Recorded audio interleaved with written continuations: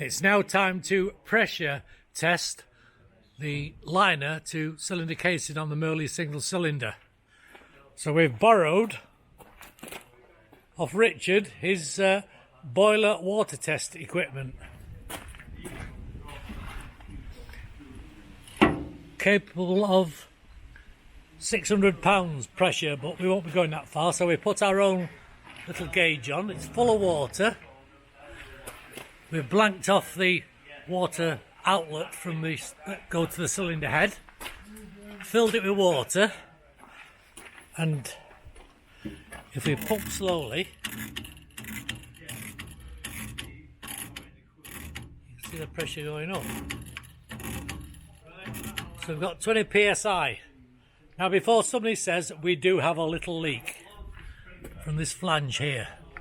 We think the reason is the flanges are actually touching, forcing this one down, so the O-ring, it's very tight there, and there's a gap at the bottom, so we'll drain it off, ease the flange a bit,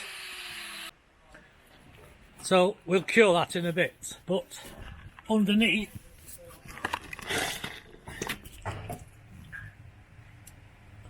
there's no leak at all where the O-ring is. That was our main worry.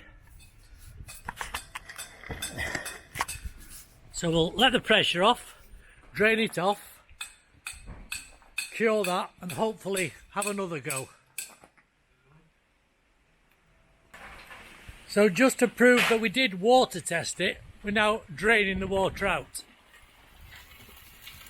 Now, we only tested it to 20 psi purely as a static test, because on the water return there's no valve or anything. It just goes into like a ton dish, so you can actually see the water, so there's no actual pressure inside it. But at least we know that the internal bit that we're slightly worried about appears to be okay.